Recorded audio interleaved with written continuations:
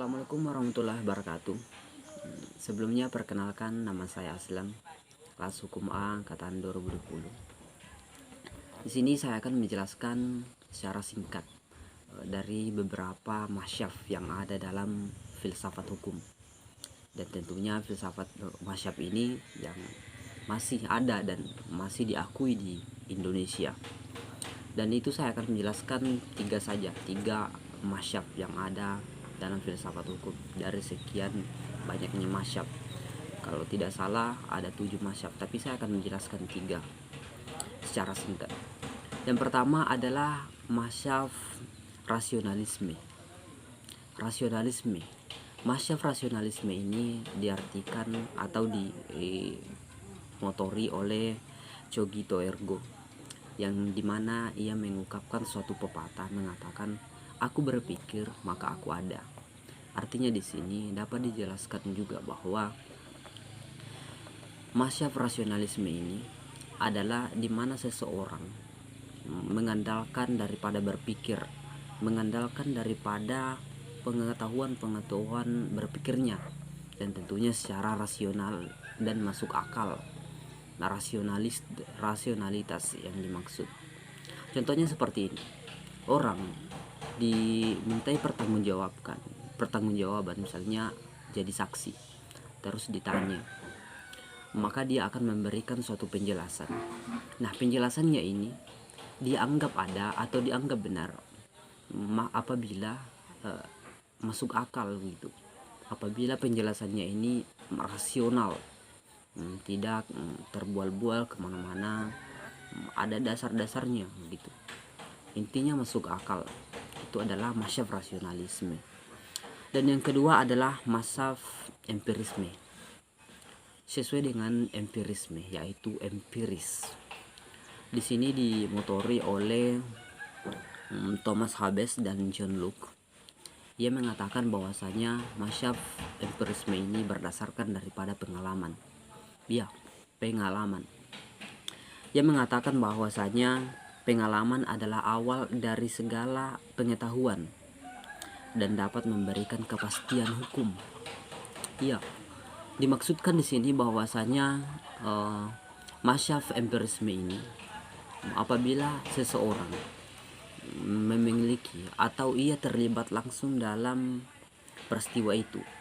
Misalnya begini, dalam menjadi saksi, orang dianggap apabila orang ini benar-benar terlibat, benar-benar melihat dalam peristiwa itu, terus dia akan bisa dijadikan sebagai saksi, sehingga akan mengakibatkan kepastian hukum begitu. Karena kenapa? Karena masyaf empirisme ini berdasarkan pengalaman yang ada dalam lapangan. Apabila dia tidak ada pengalaman, maka tidak dianggap. Berbeda dengan rasionalisme tadi. Rasionalisme berdasarkan pemikirannya, apakah masuk akal atau tidak. Apabila masuk akal, maka dianggap ada. Berbeda dengan empirisme. Empirisme, Anda harus terlibat langsung atau mempunyai pengalaman dalam suatu peristiwa itu. Dan yang ketiga adalah masyaf positivisme.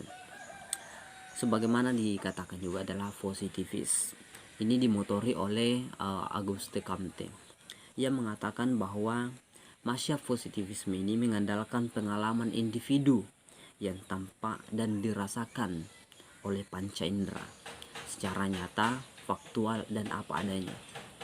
Maksudnya begini, segala sesuatu yang bersifat abstrak dan metafisik dalam masyaf positivisme ini tidak diakui sesuatu yang bersifat abstrak dan metafisik begitu.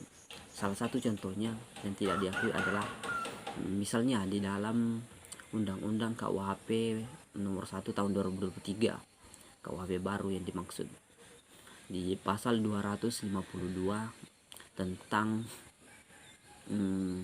dukun atau santet, dijelaskan di situ bahwasanya orang yang memiliki ilmu gaib maka dapat dipidana. Sebenarnya ini bertentangan dengan apa yang dimaksud daripada asas positivisme. Asas positivisme ini sesuatu yang menjelaskan tentang kenyataan, sesuatu yang nampak dirasakan oleh panca indera. Apabila tidak bisa dirasakan, maka tidak bisa dianggap. Sama apabila sama dengan pasal ini, orang tidak tahu apakah ini si pelaku benar-benar melakukan pembunuhan terhadap si korban atau tidak. Karena kenapa? Itu tidak bisa dibuktikan secara fisik, tidak bisa dirasakan secara panca indera, tidak bisa dilihat apakah benar-benar melakukan. Apa menjadi dasar buktinya? Karena ini bersifat abstrak, bersifat metafisik, tidak terlihat. Makanya di dalam masyarakat positivisme harus dirasakan oleh panca indera. Apakah dilihat atau diraba ataupun dirasakan, intinya dirasakan oleh panca indera sehingga dapat diakui keberadaannya.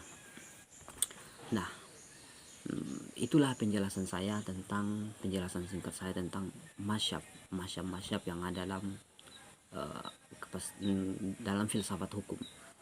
Sebenarnya ada 7, tapi saya hanya menjelaskan daripada 3. Dan 3 masyab ini tentunya ada dalam dan diakui di Indonesia dan masih berlaku sampai sekarang ini. Dan oleh karenanya cukup sekian dan terima kasih kawan-kawan. Assalamualaikum warahmatullahi wabarakatuh. Selamat lebaran. Wallahu muwaffiq. Taqabbalallahu minna wa minkum. Wallahu muwaffiq ila aqwamit thariq. Assalamualaikum warahmatullahi wabarakatuh.